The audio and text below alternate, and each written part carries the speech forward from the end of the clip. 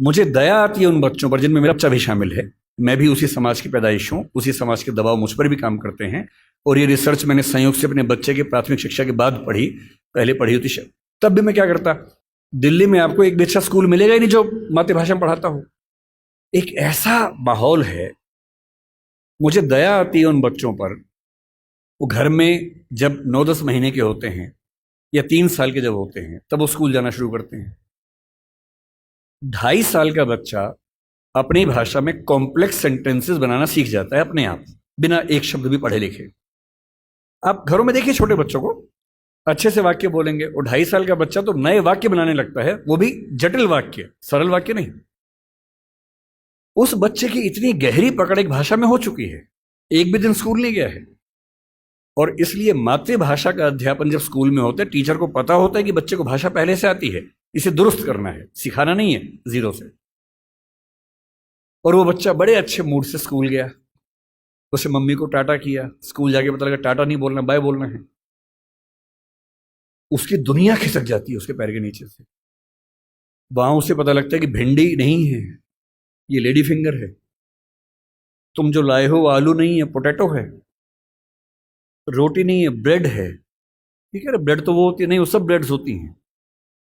समोसा है ही नहीं इंग्लिश में, उसको पता लगा कि होता ही नहीं है तो। और वो बेचारा एक अजीब सी कश्मकश में है। उसे अपनी भाषा में सीखना था कि जीरो क्या होता है, संख्या क्या होती है, एक क्या होता है। उसे अपनी भाषा में सीखना था कि सरकार क्या होती है, दुनिया क्या होती है, चलती कैसे है। उसे सीखना पड़ रहा है कि पहले यह समझो कि दुनिया नहीं वर्ल्ड होता है। अब उसकी आधी से ज्यादा ऊर्जा वर्ल्ड पे अटकी हुई है और बाकी बची खुची ऊर्जा से वो समझ रहा है कि वर्ल्ड होता क्या है। उसकी आधी ऊर्जा लगी नंबर, शब्द याद करने में, न कि यह समझने में कि संख्या क्या होती है, नंबर क्या होता है। एक अजीब सी साजिश दुनिया भर में चल रही है कि दुनिया के हर बच्चे को उसकी मातृभाषा से बचपन में ही वंचित कर दो। उसे एक ऐसी भाषा में सिखाओ जहां उसके लिए वो भाषा सीखना अपने आप में चैलेंज हो। और इसलिए आप देखेंगे कि अगर ज्ञान की दुनिया में दुनिया भर की भाषाओं के आम आदमी शिरकत नहीं कर पा रहे हैं, गलती से भी ये मत सोचिएगा कि दिमाग वाले लोग बहुत कम होते हैं और वही आगे बढ़ते हैं। दिमाग वाले अधिकांश लोगों को बचपन में ही खत्म कर देने की साजिश दुनिया भर में चल रही है। और जो अपनी भाषा में पढ़ ही नहीं पाएगा, वो कैसे आगे बढ़ेगा, कैसे सीखेगा। मैंने 10वीं क्लास तक हिंदी माध्यम से पढ़ाई की है, उसके बाद अंग्रेजी सीखी है, ठीक से सीखी है। अंग्रेजी मुझे कहीं कोई समस्या नहीं आती है, इसमें क्या कोई परेशानी है। मैं आज भी अपनी भाषा में गीत सुनने में ज़्यादा खुश होता हूँ। मुझे फिल्म देखनी मैं हिंदी में पसंद करता हूँ, नाटक देखना हो हिंदी पसंद करता हूँ, मजाक करना हो हिंदी में पसंद करता हूँ, पढ़ना हो कोई ऐसा विषय जो हिंदी में नहीं है तो इंग्लिश में पढ़ता हूँ, इसमें क्या परेशानी है। लेकिन मुझे कोई बचपन से ही मजबूर करे कि मुझे दूसरी भाषा में, संयोग से अंग्रेजी है, फ्रेंच भी हो सकती थी, पुर्तगाली भी हो सकती थी, जो जीत जाता उसकी भाषा ढो रहे होते। ज्ञान विज्ञान की दुनिया में मेरा निजी विश्वास है इस वर्चस्व को तोड़ना बहुत जरूरी है। हम हिंदी में हजारों शब्द क्रिएट नहीं कर पाएंगे 2 दिन में, सही बात है, मुश्किल है। और हमें इतना शुद्धतावादी या प्यूरिटन होने की जरूरत नहीं है कि हम सारे शब्द अपने ही गढ़ेंगे। हम तो इंटरनेट को अंतर्जाल ही बोलेंगे, हम कंप्यूटर को संगणक ही बोलेंगे, तो आप अकेले ही बोलते रहेंगे, कोई पूछेगा नहीं आपको। जो शब्द अंग्रेजी के प्रसिद्ध हो गए उनको मान लीजिए। जापानी भाषा का शब्द है रिक्शा। आप रोज रिक्शा में घूमते हैं, कभी आपने कहा कि रिक्शा को मैं नरयान बोलूंगा? कई लोग बोलते हैं नरयान, कि मनुष्य द्वारा चलने वाला एक विमान या वाहन। क्या बकवास है। अरे जो शब्द जिस भाषा से आया, प्रसिद्ध हो गया, अपना लीजिए उस शब्द को। और उसके बाद भाषा में असली समस्या शब्द नहीं होती है।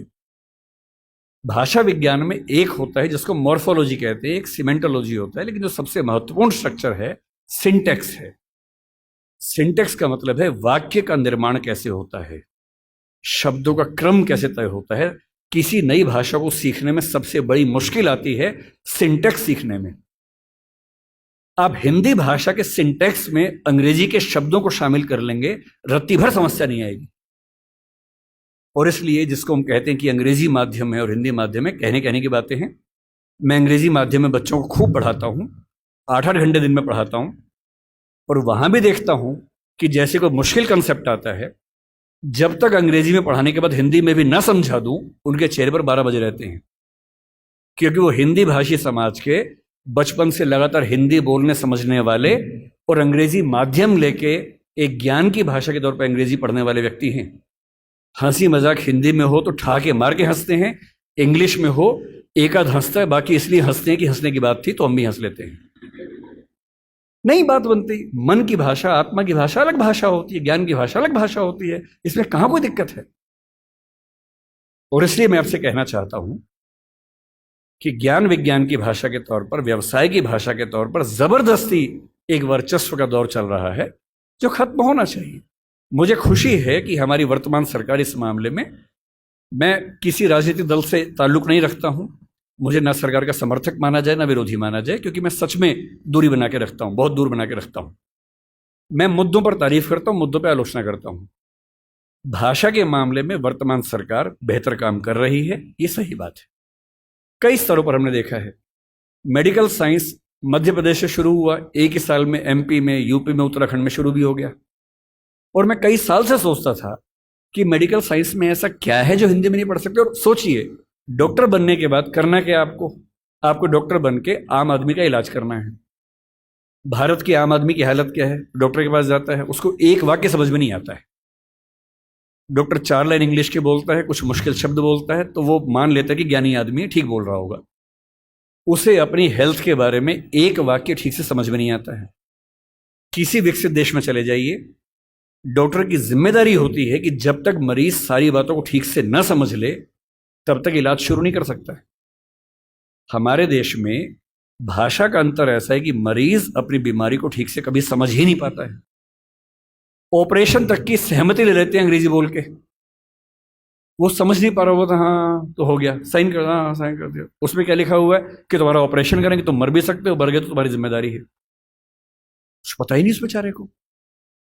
क्यों भारत का हर डॉक्टर, तमिलनाडु का डॉक्टर तमिल में क्यों ना बात करे पेशेंट के साथ, कर्नाटक का डॉक्टर कन्नड़ में बात करे, हिंदी का डॉक्टर हिंदी में बात करे, और अंग्रेजी मातृभाषा वाले जो 2,70,000 लोग हैं उनके लिए कुछ डॉक्टर इंग्लिश वाले रख लीजिए। डॉक्टर की भाषा तो समाज की भाषा होनी चाहिए, यही कानून के साथ है। हमारी जुडिशरी इतना जबरदस्त जुडिशियल फ्रीडम, जुडिशियल इंडिपेंडेंस, संविधान का मूल ढांचा है, सब बातें बढ़िया हैं। पर जिस देश की आबादी में 2,70,000 लोग अंग्रेजी मातृभाषा वाले हों, उस देश का सुप्रीम कोर्ट सारे निर्णय अंग्रेजी में ही देगा, ये कहाँ का लोकतंत्र है? यहाँ आपका जो जुडिशियल इंडिपेंडेंस है या जुडिशियल रिस्पॉन्सिबिलिटी है वो कहाँ चली जाती है? उस समय आपके सुप्रीम कोर्ट में मधु लिमये नाम के व्यक्ति जिद करते हैं कि मैं हिंदी में अपनी बात रखूंगा, आप उनको परमिशन देने के बाद नकार देते हैं कि हमसे गलती हो गई, ऐसा नहीं कर सकते हैं। मेरे देश में, मेरे सुप्रीम कोर्ट में अपनी भाषा में आप बोल भी नहीं सकते। आप 28 राज्यों में से केवल 4 राज्यों में हिंदी में हाई कोर्ट में बात करने की परमिशन देते हैं। पर लोकतंत्र का मतलब क्या होता है? कुछ गिने चुने एलिट्स के हिसाब से जनता अपनी भाषा बदलेगी या जनता की भाषा से प्रशासक भाषा बदलेंगे अपनी? अगर लोकतंत्र है तो लोकतंत्र में जनता की भाषा ही केंद्र में होनी चाहिए, कोई और भाषा केंद्र में कैसे हो सकती है? पर हम लोग इतने आदी हो चुके हैं, हम स्लेव मेंटेलिटी के इतने अभ्यस्त हो चुके हैं कि हम ये प्रश्न कभी नहीं करते। हमारे सुप्रीम कोर्ट के चीफ जस्टिस या कोई जज हिंदी में क्यों नहीं बात कर पाते? और नहीं कर पाते, मैं फिर बार बार कह रहा हूँ, मामला सिर्फ हिंदी का नहीं। मेरी इच्छा है कि सुप्रीम कोर्ट के बहुत सारे जजेस में कुछ को तमिल ठीक से आती हो, कुछ को तेलुगु अच्छे से आती हो, कुछ को मराठी आती हो, कईयों को हिंदी आती हो। और बेंच का फैसला करते हुए ये भी एक पॉइंट ध्यान में रखा जाए कि मामला कहाँ का है और उस मामले में ऐसे जज को प्राथमिकता मिले जो उस भाषा को जानता हो, ताकि केस मेरा है, मुझे हिंदी आती है, मेरा वकील अंग्रेजी में कुछ कुछ बोला, जज ने कुछ कुछ बोला, फैसला हो गया, मुझे पता ही नहीं कि क्या हुआ, और इतने में पुलिस आके मुझे ले गई और मैं परेशान हूं कि हुआ क्या। मेरे मामले के किसी प्रसंग में मेरी भूमिका ही नहीं है, क्योंकि सारी प्रक्रिया 2 ऐसे व्यक्तियों के बीच में चल रही है जिनके पास एक भाषा है जो मेरी भाषा नहीं है, जबकि मामला मेरा है। और कहने को लोकतंत्र है। ये लोकतंत्र नहीं है, ये भाषा के स्तर पर तानाशाही है, बुरी चीज है। और मैं जब भी ये बात कहता हूं, बार बार कहता हूं, ज्ञान की भाषा के तौर पर अंग्रेजी का सम्मान करना जरूरी है, क्योंकि रिसर्च आप उसके बिना नहीं कर पाएंगे। बहुत मामलों में सीखने की जरूरत है, उससे भी, जापानीज से भी, फ्रेंच से भी, सबसे सीखने की जरूरत है।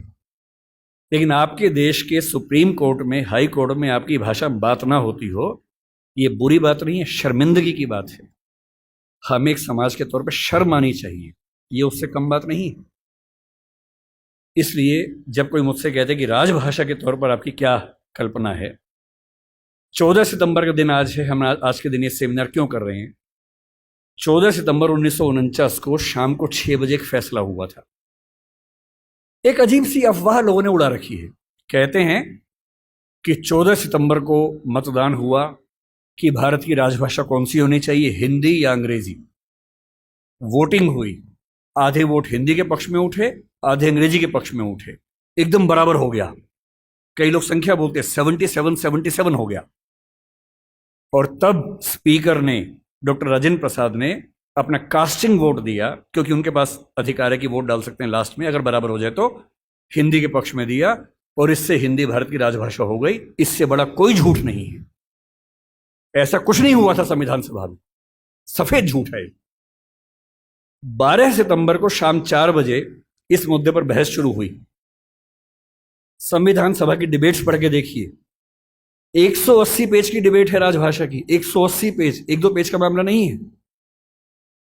संविधान सभा के वॉल्यूम 9 में ध्यान से पढ़िए, पेज नंबर लगभग 1130 से 1390 के आसपास का मामला है।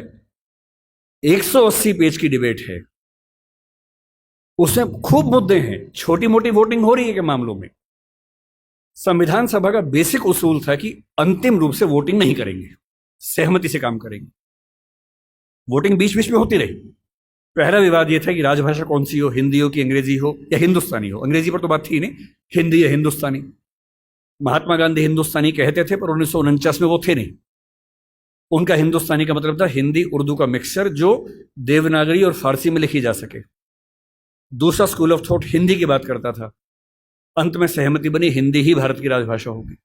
राजभाषा यानी सरकारी कामकाज की भाषा। दूसरा सवाल था कि लिपि कौन सी हो, देवनागरी हो, कुछ ने कहा कि देवनागरी और फारसी हो, कि हिंदी को फारसी में भी लिख सके। कुछ ने कहा देवनागरी और रोमन हो, हिंदी को रोमन में, जैसे व्हाट्सएप में लिखते हैं वैसे लिख सके। खूब विवाद हुआ, अंत में हुआ कि देवनागरी ही लिपि होगी। तीसरा विवाद यह हुआ कि जो अंक हैं हिंदी वाले, जो 1 से 0 से 9 तक के अंक हैं, वो हम अंग्रेजी के ढांचे में लिखेंगे या हिंदी के ढांचे में लिखेंगे। इस पर मतभेद था सबसे ज्यादा, इस पर वोटिंग में बराबरी हुई थी। और अंत में वोटिंग से नहीं, संविधान सभा के बाहर की बातचीत में समझौता हुआ। मुंशी साहब थे, के एम मुंशी थे, आयंगर साहब थे, उनकी बातचीत में समझौता हुआ कि ठीक है, अंतर्राष्ट्रीय अंक मान लेंगे। और उसके बाद गहमा गहमी के बाद, 2 घंटे की रिसेस के बाद, 14 सितंबर शाम 6 बजे आखिरी सेशन इस मामले पर हुआ, 2.5 दिन की बहस के बाद। और तब ध्वनि मत से, बिना किसी वोटिंग के प्रस्ताव पारित हुआ कि हिंदी भारत की राजभाषा होगी, देवनागरी उसकी लिपि होगी, और अंकों का अंतर्राष्ट्रीय स्वरूप उसका स्वरूप होगा। इस झूठ को मन से निकाल दीजिए। ये झूठ मैंने भी 1000 बार सुना था अपने अध्ययन के दौरान, हमारे अध्यापकों को भी ऐसा लगता था, मुझे भी ऐसा लगता रहा कई साल तक। संविधान सभा की डिबेट्स पढ़ी तब समझ में आया कि ये भ्रांति है, ऐसा कुछ नहीं हुआ था। पूरी सहमति के साथ भारत की राजभाषा हिंदी बनी थी 14 सितंबर को, और इसलिए आज के दिन को हम लोग हिंदी दिवस मानते हैं। और क्यों ना बनती, आप सोचिए क्यों ना बनती। दुनिया में 2 तरह के देश हैं, एक इंग्लैंड जैसा है, फ्रांस है, स्पेन है, जर्मनी मान सकते हैं, आज के समय के जर्मनी मान सकते हैं, उस समय का तो नहीं, आज के जर्मनी मान लीजिए, आप ग्रीस को मान लीजिए। ये सब देश वो हैं जो एक देश एक भाषा वाले लोग हैं। बांग्लादेश को मान लीजिए, बांग्ला बोलते हैं, एक देश एक भाषा है। पर कुछ देश ऐसे होते हैं जहां एक भाषा नहीं होती है। स्विट्जरलैंड में देखिए, छोटा सा देश है, 3 राजभाषाएं वहां पर हैं। बेल्जियम में देखिए, छोटा सा देश है, पर वहां भाषाएं एक से ज्यादा चलती हैं। तो उस समय एक डिबेट थी कि भारत का मॉडल कौन सा होगा। क्या हम इंग्लैंड, फ्रांस, जर्मनी के मॉडल पे चलेंगे, या हम स्विट्जरलैंड और बेल्जियम के मॉडल पे चलेंगे? तो क्योंकि भारत में भाषाएं बहुत ज्यादा थी, उस समय हमने 14 भाषाओं को संविधान में स्थान दिया। शुरू में 13 को दिया, बाद में एक और जोड़ दिया। तो अब तो खैर 22 भाषाएं हैं 8वीं अनुसूची में। डिबेट ये थी कि भारत की राजभाषा कौन सी हो। ऐसे मामले में दो ही फैसले हो सकते हैं। एक तो ये हो सकता है कि भाई जितनी महत्वपूर्ण भाषाएं सबको बना दो। अगर सबको बनाएंगे तो हर डॉक्यूमेंट 10 भाषाओं में बनेगा, वो आसान काम नहीं है।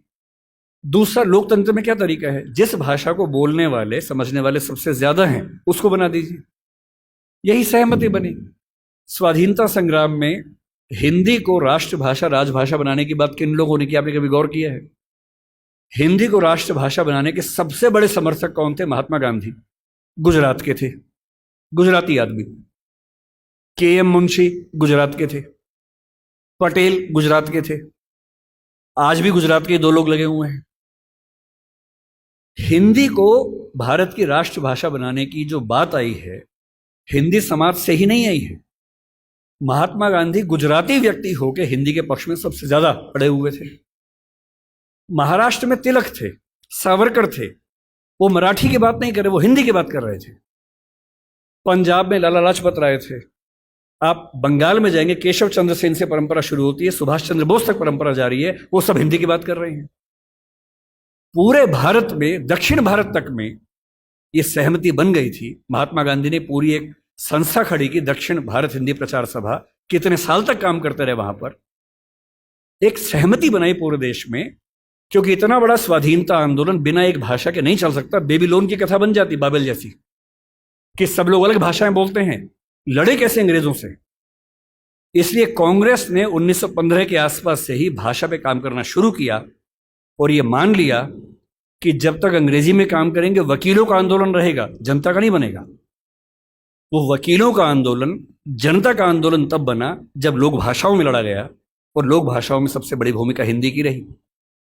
आज अगर कोई मुझसे पूछे कि भारत में कौन सी राजभाषा या संपर्क भाषा बन सकती है, आप डेटा देखिए, सेंसस को देखिए। हिंदी बोलने वालों की कुल संख्या पहली, दूसरी, तीसरी भाषा के तौर पर भारत में कितनी है इस समय? 69 करोड़ है 2011 के सेंसस में। 57% ऑफ पॉपुलेशन भारत की, first, second, third. First language में 43.6% है, तीनों मिला लें 57%, 69 करोड़ संख्या है। क्यों है? 10 राज्य हिंदी भाषा वाले हैं। फिर वो सारे राज्य जो संस्कृत से ही बने हैं, वो हमारे ननिहाल के हैं।